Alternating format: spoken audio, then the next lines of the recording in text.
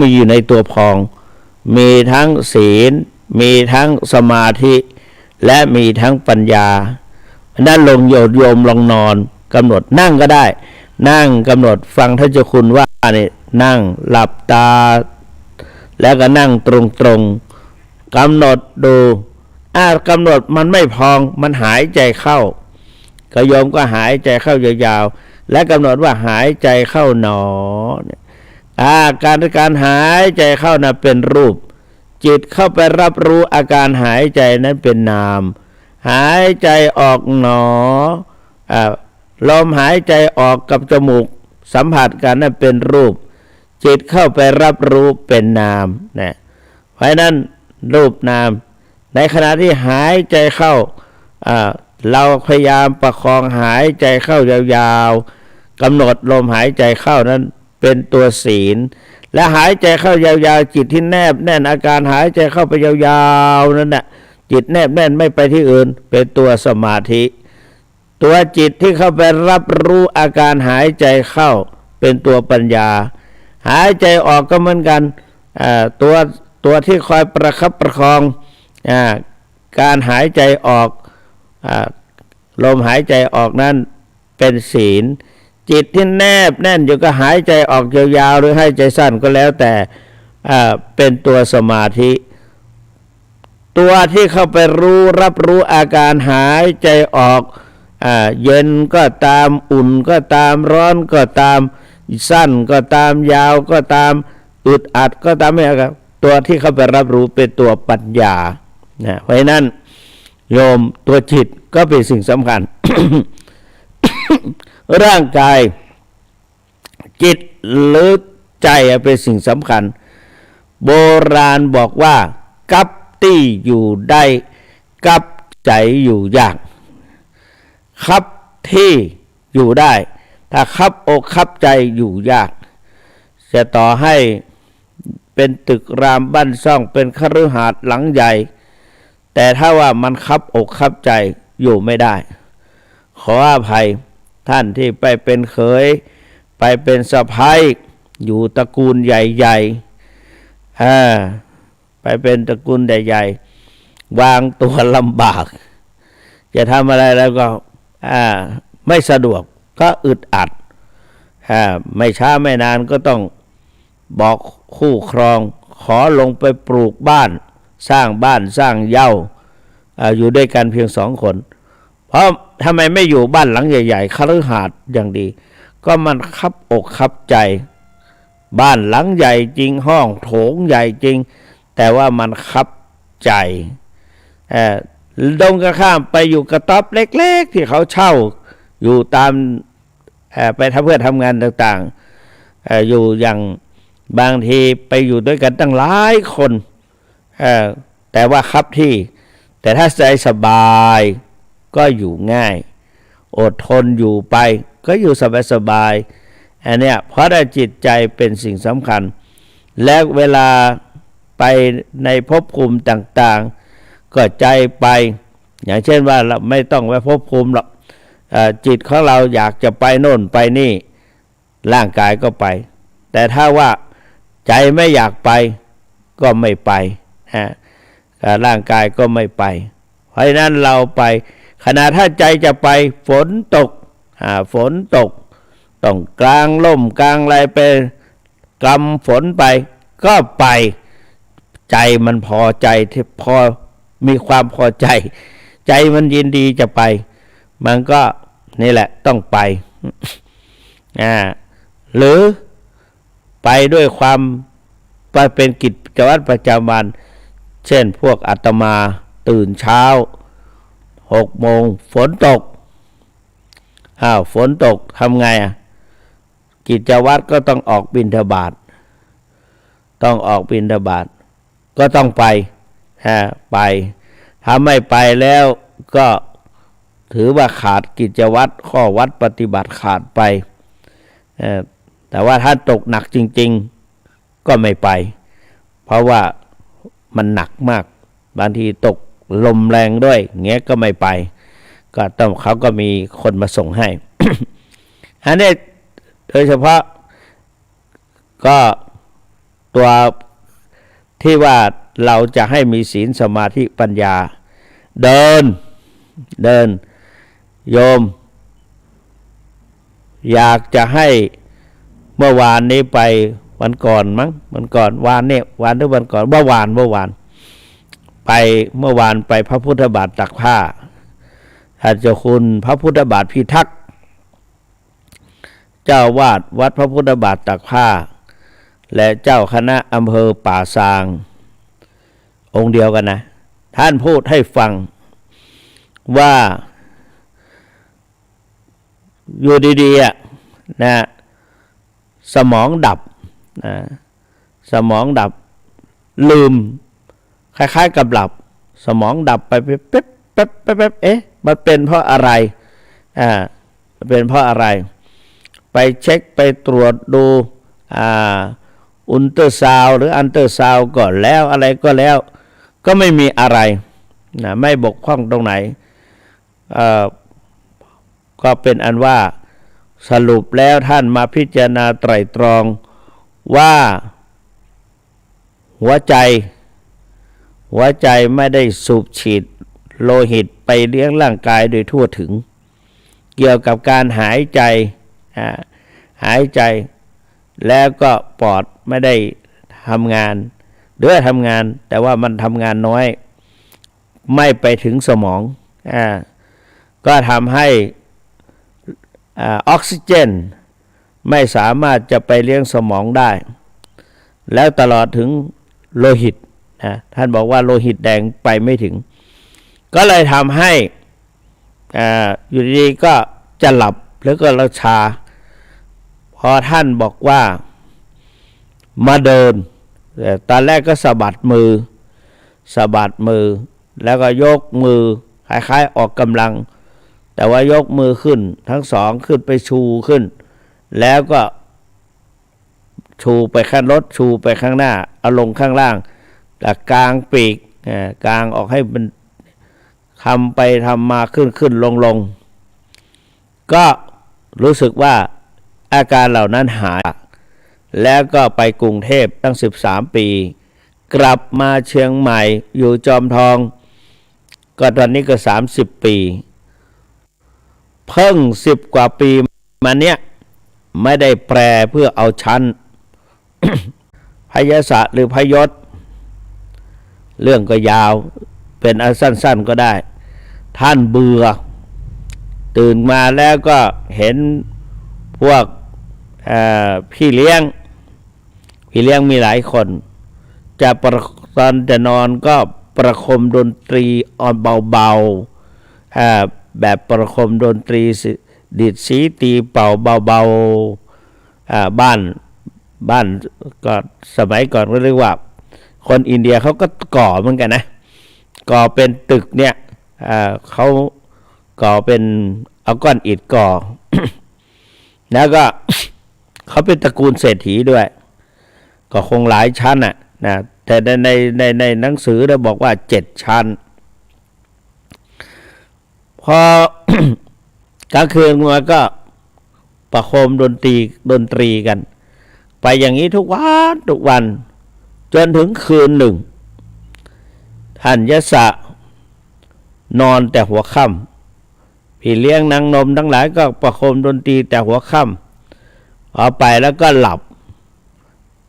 หมู่พี่เลี้ยงทั้งหลายเห็นว่ายศกุลบุตรหลับก็เลิกก็นอนคุยเล่นกันก็การนอนก็คงจะไม่ได้ตั้งใจนอนตรงนั้นแล้วก็ผลสุดท้ายก็บางคนก็น้ำลายไหลบางคนก็ขาพาดเกยกันบ้างอะไรเนี่ยต่างๆเนี่ยพออยู่ด้วยกันท่านตื่นมาได้เห็นเพราะว่าอดีตชาติท่านเคยได้ไปทำการสะล้างป่าช้าคือไปเก็บกวาดเก็บเอาซากศพทั้งหลายมารวมกันแล้วก็ไอ้ที่เผาได้ก็เผาเรียกว่าชาปนกิจที่มันเละเกินไปก็ขุดฝัง เขาว่าตั้ง32 คนน่ะ มีเพื่อนกัน32 คนนะพวกไม่ได้3254หรือ54คน54ใช่54 คนก็เพื่อน54 คนครับทำมันมี55แต่ตัวท่านอีกคนหนึ่งก็เป็น54ที่ปรากฏชื่อก็วิมละสุภาหุปุณณชิขวัมปติก็ไปไหนก็ไปด้วยกันว่าคนอินเดียเป็นอย่างนั้นจริงๆโยมถ้าอาตมาไปเที่ยวอินเดียหลายครั้งก็ไปเห็นผู้ชายเนี่ยจะยืนกอดอกตามข้างถนนตามข้างทางนะเยอะจริงๆผู้ชายนะเพราะว่าผู้ชายทำการค้าขายหรือทำอะไรต่างๆนี่แหละก็เยอะจริงๆและส่วนสตรีนั้นก็ไม่ค่อยเห็นแต่เห็นก็ตอนเย็นตอนเย็นก็คุมเราก็นึกว่าพระภิกษุสงฆ์องค์สามเณรก็ใส่ผ้ายาวๆของคุณสุภาพสตรีพระเราไปนี่เขายังคิดว่าเป็นผู้หญิงนะครั้งแรกเพราะนุ่งห่มแบบผู้หญิง มี แบบคนอินเดียมีผ้าสบายก็ท่านยะสะพร้อมด้วยคณะก็ไปก็ได้กลิ่นเหม็นปรากฏว่าเข้าไปดูแล้วเป็นป่าช้าก็ผู้ชายทั้งหมดนี่ก็เลยบอกเรามาบำเพ็ญประโยชน์ช่วยกันผลสุดท้ายก็ช่วยกันจิตใจเข้มแข็งเหมือนกันก็ช่วยกันชำระไอ้คนที่ขุดก็ขุดไอ้ที่หาฟืนมาก็เผาทำให้ป่าช้านั่นน่ะหรือสุสานนั่นน่ะไม่มีซากศพหรือพวกนอนพวกอะไรก็ถูกเกลี่ยถูกอะไรลงหลุมกลบแผ่นดินนี่ก็ดีเหมือนกันนะผ้าที่มันเหม็นจริงๆสมมติว่าผ้าใช้ไม่ถูกวันซักหน่อยก็เหม็นใส่หน่อยก็เหม็นผ้าจีวรอย่างผ้าเนี่ยก็เอาไปในขี้ป่าขี้ไถหรือว่าโคลนเลนตามสระน้ำที่มันเกิดเองตามธรรมชาติสมัยก่อนอยู่ตามกลางทุ่งนาก็เอาไปเหยียบในโคลนเลนเหยียบดองทิ้งไว้หน่อยหนึ่งแล้วก็เหยียบไปเหยียบมาแล้วก็เอาไปซะล้างเอามาตากกลิ่นเหม็นเหล่านั้นกลิ่นสาบสางเหล่านั้นก็จะหายไปจะได้กลิ่นแดดที่เอาตากไว้มาแทน เพราะว่าดินนี่จะดูดสิ่งของปฏิกูลให้ไม่ให้เหม็นได้เพราะฉะนั้นเขาก็เอาลงไปฝังก็ไม่เหม็นป่าช้าก็แต่ขณะที่ทำนั้นก็ได้อันนี้จะสัญญาอันนี้จะสัญญาคือความไม่เที่ยงเห็นแต่รักอนิจจังทุกขังอนัตตาเห็นอสุภะพอเห็นอสุภะก็เกิดความสลดใจก็บอกกันผลสุดท้ายก็แต่ละคนก็ได้สั่งสมบารมีนั้นก็จึงทำให้มาเกิดอีกภพหนึ่งเห็นสตรีนอนไขว่คว้างกันก็ขวักไขว่กันก็เลยภาพพจน์ที่ในอดีตชาติเรียกว่าปุเพกตะปุญญาตาการได้ทำความดีไว้ในอดีตชาติคือได้สั่งสมอสุภสัญญาไว้ก็มาปรากฏเหมือนกับผู้หญิงเหล่านั้นพี่เลี้ยงเหล่านั้นเหมือนซากศพในป่าช้าจึงเดินลงจากปราสาทมุ่งสวมรองเท้าแล้วก็ออกจากบ้านตัวเองออกจากคุ้มออกจากที่อยู่ของตนเองเดินไปโดยละเมอปากอุทานว่าที่นี่วุ่นวายหนอที่นี่ขัดข้องหนอที่นี่วุ่นวายหนอที่นี่ขัดข้องหนอพูดไปตลอดทางลุถึงพระเชตวันตี 4พอดีตรงกันข้ามพระพุทธเจ้าก็เสด็จจงกรม ก็ทรงรู้วาระจิตรู้อุปนิสัยใจคอรู้ภพภูมิของนายคนนี้รู้ชื่อรู้อะไรหมดพระพุทธเจ้าก็ตรัสว่าที่นี่ไม่วุ่นวายหนอที่นี่ไม่ขัดข้องหนอดูก่อนยะสะจงมาที่นี่เถิดเราจะปลดเปลื้องความวุ่นวายและความขัดข้องให้ท่านถ้าพระพุทธเจ้าไม่ไปจงกรมก็คงไม่พบกันพระพุทธเจ้าไปเดินจงกรมจึงเป็นเหตุได้พบยะสะกุลบุตร นะเพราะนั้นอันนี้ตั้งใจจะพูดถึงการเดินจงกรมการเดินจงกรมนั้นมีอานิสงส์อย่างไรหนึ่งทนต่อการเดินทางสมัยก่อน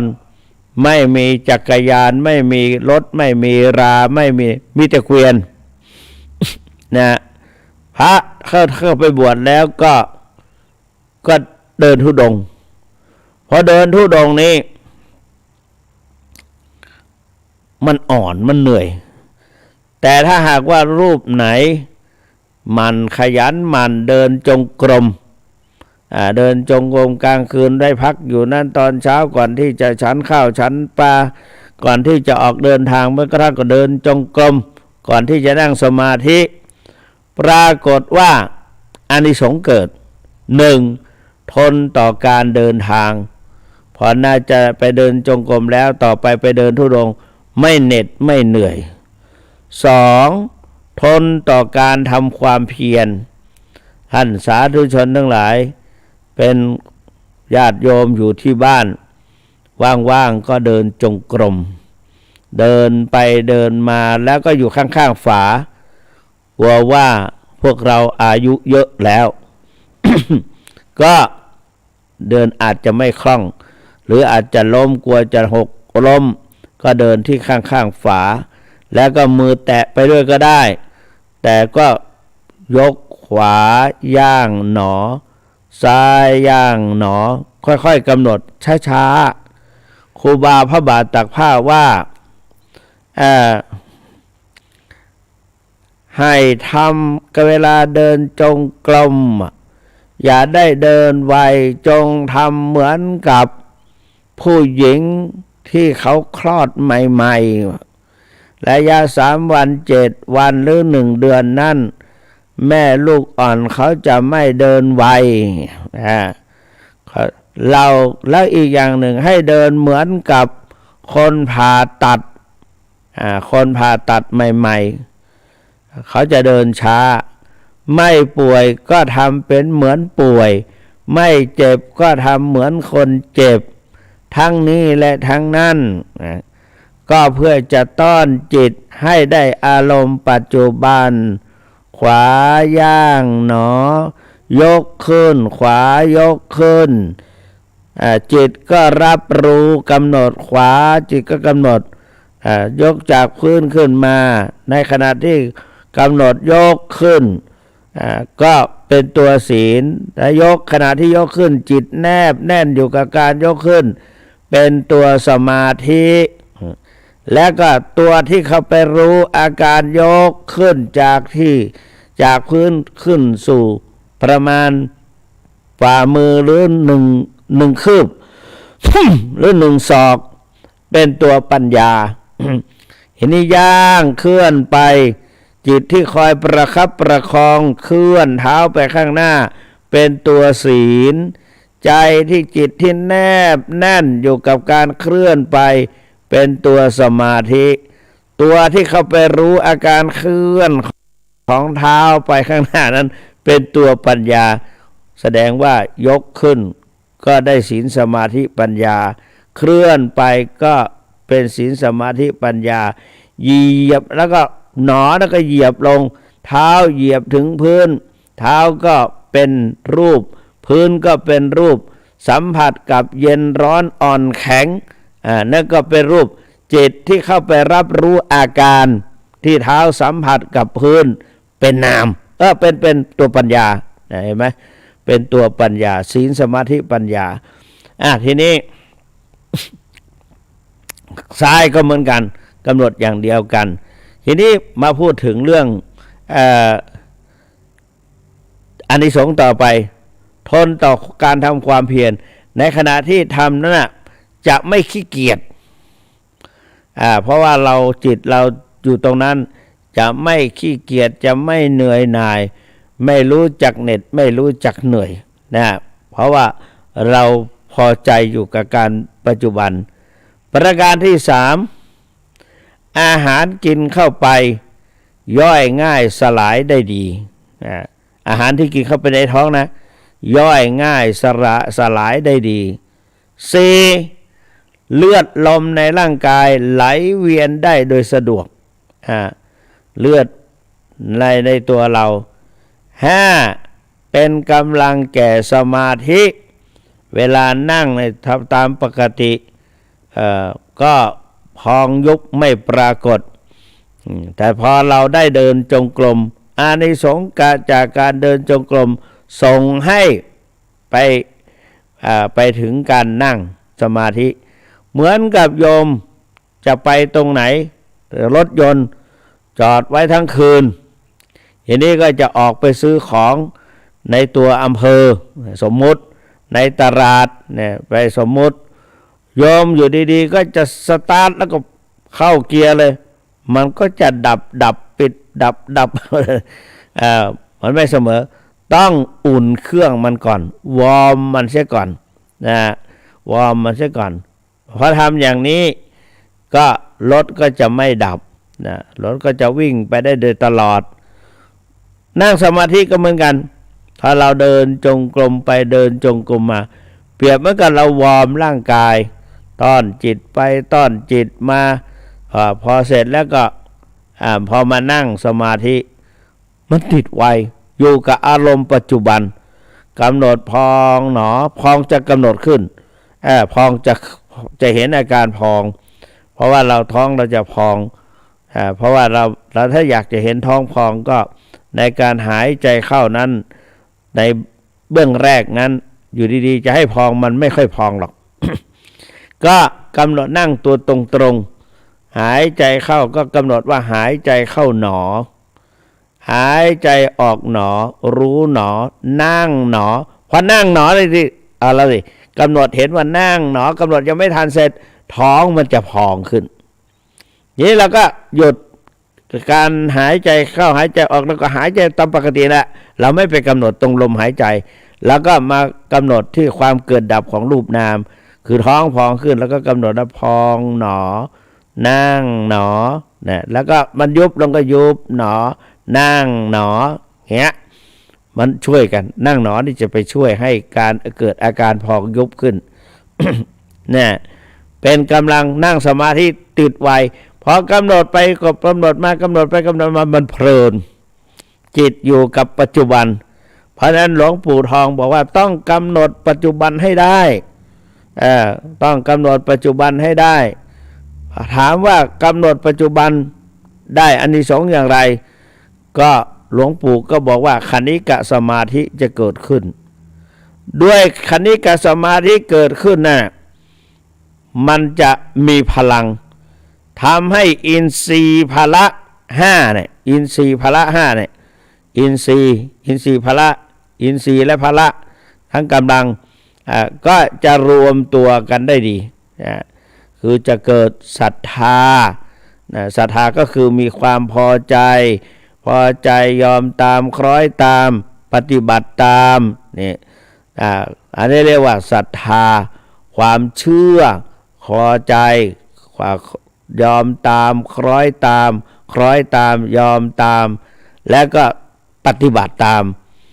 แม้แต่ชีวิตก็อาจสละแทนได้ถ้าเลื่อมใสมากๆศรัทธามากๆอันนี้ก็เรียกว่าศรัทธาเกิดขึ้นเมื่อศรัทธาเกิดขึ้นวิริยะความเพียรพยายามก็จะเกิดขึ้นความเพียรพยายามจะเกิดขึ้นเมื่อความเพียรพยายามเกิดขึ้นสติก็จะแนบแน่นอยู่กับองค์ปัจจุบันจะอยู่กับปัจจุบัน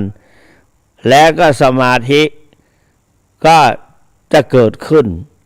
สมาธิก็จะตั้งมั่นสมาธิตั้งมั่นในมีลักษณะเราต้องกำหนดอีก3อย่างคือ1ความเพียรเมื่อกี้นั่นแหละที่จะเกิดความเพียรแต่ว่าถ้าเรามีความเพียรพยายามจริงๆตั้งใจทำจริงๆตั้งใจแข็งใจนะพอใจนะเข้าใจทำอย่างเงี้ยพอใจทำแข็งใจทำตั้งใจทำเข้าใจทำอย่างเงี้ยแล้วก็ด้วยมีวิริยะแนบแน่นแล้วก็เรียกว่าอาตาปีนี่เป็นความเพียรพยายามเพื่อจะเผาผลาญกิเลสโยมเคยเห็น เขาตีมีดไหมมีดเนี่ยสนิมเกิดจากเหล็กสนิมนี่เกิดจากเหล็กแล้วก็กินเหล็กกัดเหล็กแต่เวลาเราจะเอามาทำเป็นเครื่องมือเครื่องใช้เอาเป็นตีมีดก็แล้วกันนะก็เขาก็จะเผาตบะนี่ก็คือความเพียรพยายามเพื่อจะเผาผลาญกิเลสที่อยู่ใน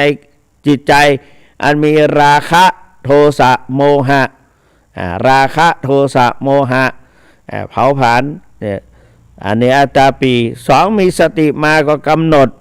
อยู่ตลอดเวลามีสติกำกับนะ3สัมปชัญโนก็รู้ตัวอยู่ทุกขณะนะมันน่ะนอกจากนั้นจิตกำหนดจับในอารมณ์ใดก็กำหนดให้มั่นในอารมณ์นั้นจิตมันหลุดออกไปเผลอเอาไปจิตหลุดเผลอเอาไปโดยอาการใดก็รู้โดยอาการนั้นเรียกว่าสมาธินะสมาธิ จิตแนบแน่นตั้งมั่นไม่สะทกสะท้านหวั่นไหวนะนอกจากนั้นปัญญารู้ความเกิดดับของรูปนามรู้อยู่ทุกขณะเนี่ยก็คณิกสมาธิเกิดขึ้นก็ทำให้อินทรีย์พละรวมตัวกันได้ดีเมื่ออินทรีย์พละรวมตัวกันแล้วกิเลสหรือว่าไฟในตัวเราไฟคือราคะไฟคือโทสะไฟคือโมหะก็จะเหือดแห้งหายไปได้โดยอัตโนมัตินะอันนี้คือกำหนดในปัจจุบันนะแล้วก็พยายามกำหนดตลอดไปก็กิเลสนั้นก็จะไม่สามารถไหลกลับคืนเข้าสู่จิตใจเปรียบเหมือนว่าเราไปอุดไปยาปิดรูรั่วไม่ให้กิเลสเกิดขึ้นไหลเข้ามาสู่จิตใจเราได้อีกเพราะเรามีศรัทธามีวิริยะมีสติมีสมาธิและปัญญา กำหนดอยู่ตลอดเวลานี่ตัวศีลสมาธิปัญญาเกิดอยู่ได้ตลอดดังที่ว่าไปอันนี้ก็นี่เพราะฉะนั้นการกำหนดพองหรือขวาย่างหนอซ้ายย่างหนอถามว่าขวาย่างหนอขวาย่างซ้ายย่างเป็นรูปหรือเป็นนามโยมลองช่วยกันหัดต้องตอบในใจดิหรือตอบออกมาก็ได้แต่มันก็ไม่ได้มาที่นี่หรอกนะถ้าหลวงปู่ทองถามว่าพองหนอท้องพองกับท้องยุบหรือว่าขวาย่างหนอเนี่ยขวาย่างซ้ายย่างเท้าขวาย่างเท้าซ้ายย่างเป็นรูปหรือเป็นนามเป็นรูปเท้าขวาเท้าซ้ายเป็นรูปจับได้ถูกต้องได้เป็นรูปขวาย่างหนอซ้ายย่างหนอทีนี้ท่านก็ถามอีกว่าขวาย่างหนอซ้ายย่างหนออันเดียวกันหรือคนละอันขวาย่างหนอซ้ายย่างหนอเดินไปเนี่ยหลวงปู่ถามว่าขวาย่างหนอซ้ายย่างหนออันเดียวกันหรือคนละอันแต่เพราะถ้าเราปฏิบัติได้กำหนดเนี่ยมันจะบอกอาการเองจะรู้เองเข้าใจเองเราก็จะบอกว่าเป็นคนละอันในขณะที่ขวายกขึ้นย่างไปเหยียบซ้ายก็ไม่ได้ยกสักหน่อยซ้ายก็อยู่เฉยๆตั้งมั่นถ้าขืนไปยกพร้อมกันก็ก้นจำเบา ไปไม่ได้หรอกนะทีนี้เวลาซ้ายย่าง ซ้ายย่างหนอเป็นรูปหรือเป็นนามก็เป็นรูปธรรมเป็นรูปแล้วตัวที่เข้าไปรู้ตัวที่เข้าไปรู้ตัวจิตที่เข้าไปรับรู้อาการย่างขวาย่างหนอซ้ายย่างหนอนั้นเป็นนามเป็นนามเป็นนามในขณะที่เราขวาย่างหนอขวาย่างหนอหลวงปู่ชอบถาม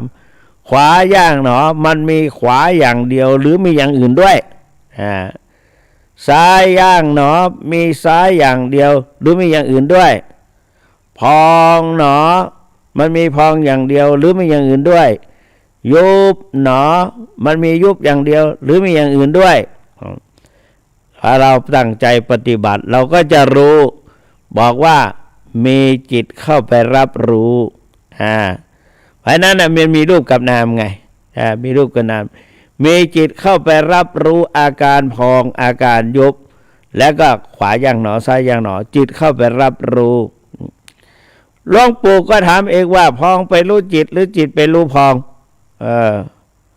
พองไปรู้จิตหรือจิตไปรู้พองยุบไปรู้จิตหรือจิตไปรู้ยุบขวาย่างหนอย่างนี้เป็นต้นถามเราก็บอกว่าจิตไปรับรู้มันไม่ได้มีขวาย่างหนออย่างไม่มีขวาไม่มีซ้ายอย่างเดียวมีจิตเข้าไปรับรู้ด้วยมันไม่มีพองอย่างเดียวพอมีจิตเข้าไปรับรู้ด้วยเพราะฉะนั้นนี่ก็คือเป็นรูปเป็นนามเป็นรูปเราแยกรูปแยกนามออกจากกันต่อจากนั้นเราก็ มาดูอายตนะหรืออินทรีย์ก็ได้ตาหูจมูกลิ้นกายใจก็แต่ว่าเป็นอายตนะก็คืออายตนะภายในเดี๋ยวตาหูจมูกลิ้นกายใจอายตนะภายนอกรูปเสียงกลิ่นรสโผฏฐัพพะธรรมารมณ์นี่เป็นอายตนะภายนอกก็เมื่อสัมผัสกันตาก็เห็นรูปเห็นรูปเห็นโน่นเห็นนี่ทำไมเขาก็ถามอาตมาว่าท่านเจ้าคุณเวลาไปนั่งสมาธิมันทำไมเห็นโน่นเห็นนี่อาตมาก็เลยถามว่าเกิดมาได้กี่ปีเกิดได้กี่ปีเขาก็บอกว่าเกิดได้เท่านั้นปีเท่านี้ปีก็เราเห็นดูมาตั้งอย่างสมมติมา68ตาดูมาตั้ง68ปีพอมานั่งหลับตามันก็เห็นบ้างดิขนาดเราจะไปนอนยังฝันเลยฝันโน่นฝันนี่เป็นตุเป็นตะพูดไปพูดมาเหลืออีก10 นาที9 นาทีจะ4 ทุ่มแล้วก็จะ5 ทุ่มแล้วตอนนี้ก็เอาไปอย่างนี้ดีกว่าใครอยากจะถามอาตมาก็ถามใครอยากจะคุยด้วยก็คุย0817830215 0817830215โทรเข้าไปหาเจ้าคุณได้เลยหรือว่าหลับหมดแล้วหลับดึกพรุ่งนี้วันเสาร์เนี่ยนะ081มีเปล่าวันนี้ไม่ฟังโยมไม่คุยไม่โทรมาวันพุธก็เหมือนกันหรือว่าสายหลุดไปล้มไปแล้วเน็ตล้มหรือเปล่าตอนนี้ก็มาไม่ล้มอันนี้ก็สงสัยปะคอยใต้เจริญพรปะคอยใต้เนาะยายแดงเจริญพรวันนี้เป็นภาคปฏิบัติเนาะนั่นก็ปฏิบัติโดยไปขอบคุณเจ้าหลายเนออายุวันโนสุขังพลังแสดงว่ามีคนฟังอยู่เจริญพรขอบคุณ0817830215เหลืออีก8 นาที0817830215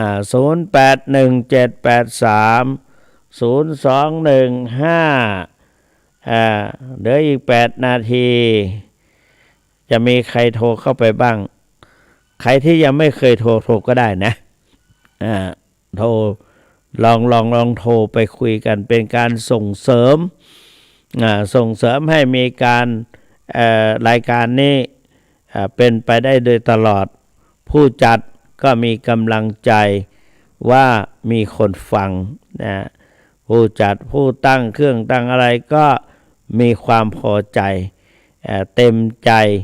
เพราะว่าเป็นประโยชน์นะเป็นประโยชน์มีคนฟังแต่ถ้าไม่มีคนฟังก็เราก็ขาดกำลังใจไปหน่อยนะอันนั้น081783ด้วยอีก7 นาที0817830215วันนี้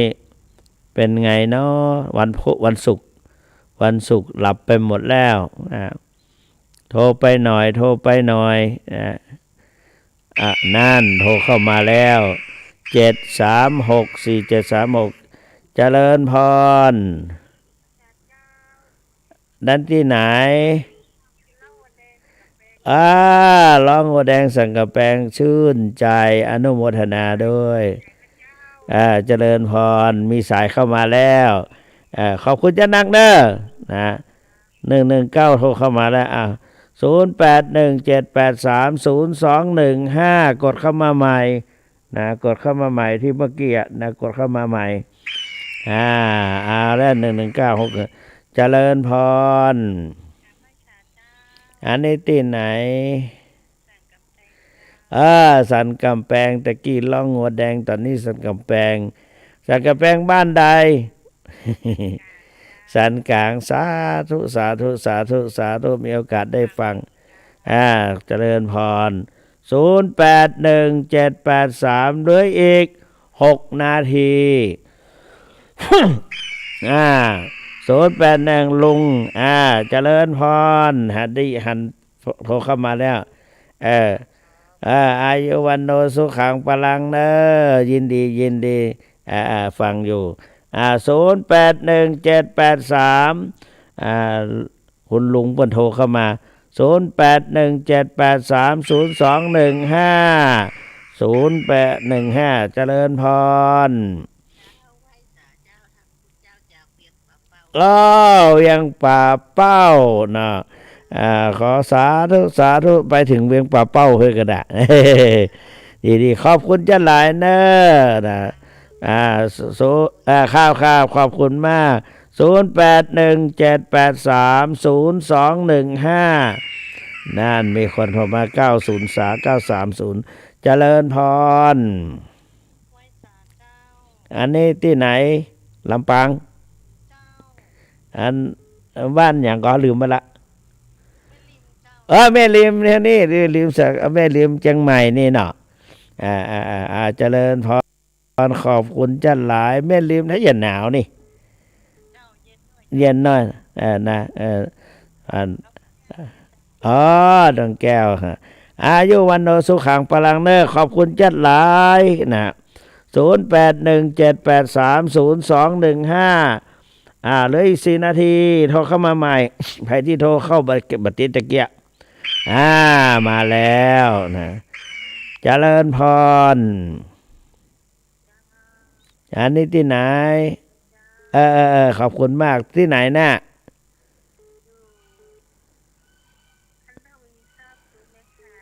แม่ค่าอำเภอห่างดงเฮานี่เนาะสาธุโมทนาเด้อขอบคุณเจ้าหลาย0817830215โทรเข้ามาแถมเหลือ4 นาที4 นาที0817830215ลองกดเข้ามาเหรอนะตั้งเวียงก็ดีตั้งอย่างก็ตั้งในเวียงก็ดีตั้งสันกำแพงสันโก้งก็ดีโทร รเข้าไปหาเจ้าคุณอ๋อคุณพี่นินรัตน์ลูกผมไม่ล้อมนะไปคือตุอันปีสาวนะฟังอยู่เนาะวันนี้สอนกรรมฐานเนอะนั่นเนี่ยนำไปประพฤติปฏิบัติได้เฝ้าแม่ก็หันแม่นอนอยู่ก็หันนอนหันนอนนะเนี่ยได้ยินเนาะได้ยินน้อยขอบคุณจะหลายเนอะอายุวันโนสุขังพระลังพี่สาวโทรเข้ามาเหลืออีก3 นาทีเหลืออีก3 นาที0817830215สันกำแพงก่อเสลียมสูงโทรเข้ามาแล้วเจริญพรครับนี่โทรจากไหนฮะเจียงดาวจำได้ละนะโอ้เย็นไหมอากาศเย็นไหมเชียงดาวเย็นเนาะก็จอมทองใกล้ๆกันนะเพราะว่าเจริญพรขอบคุณมากๆนะคุณลุง0817830215หรืออีก2 นาที0817830215เหลืออีก2 นาทีมีอีกเปล่าใครจะมาปิดให้อาตมาเชิญเจริญพรกดเข้าไปได้081แจ้ซ่อนลำปางหายไปเนอะ0817830215หรือมีเท่านี้นะก็นะว่ามีหลายคนมีหลายท่านแต่คือความสนใจหรือว่าได้ตั้งใจโทรไปบางคนก็กดบัตรตันเข้ามาแล้วเห็นไหม08778เจริญพรอันนี้เท่าจากไหนสันกำแพงพูดดังๆหน่อยหรอบ้านอะไรอย่างบ้านสันเขาแคบเนาะโอ้ดีใจเนอะที่โทรเข้าไปเนอะโอ้ท่อขอบคุณจัดหลายได้ฟังบรรยายเนาะขอบคุณจัดหลายอายุวันโนสุขังพลังเพราะฉะนั้นตอนนี้4 ทุ่มแล้ว5 ทุ่มแล้ว5 ทุ่มและ23 นาฬิกา23 นาฬิกาหมดเวลาพอดีพุทธานุภาเวนะด้วยอานุภาพแห่งคุณพระพุทธเจ้าธรรมานุภาเวนะด้วยอานุภาพแห่งคุณพระธรรมเจ้าสังฆานุภาเวนะด้วยอานุภาพแห่งคุณพระสงฆ์เจ้าตลอดถึงบุญเกิดจากการฟังสุดสูสังละปะเตปัญญังผู้ตั้งใจฟังก็ย่อมได้ปัญญาก็หรือว่าปุญญังก็ได้สุดสูสังละพะเตปุญญังผู้ตั้งใจฟังก็ได้บุญบุญเกิดจากการฟังขอพระบุญกุศลทุกสิ่งทุกอย่างจงปกปักพิทักษ์รักษาพุทธศาสนิกชนทั้งหลายให้มีความสุขปราศจากความทุกข์ปรารถนาสิ่งใดให้สำเร็จเพชรผลจูเยื่องจุปการเหมือนกันทุกท่าน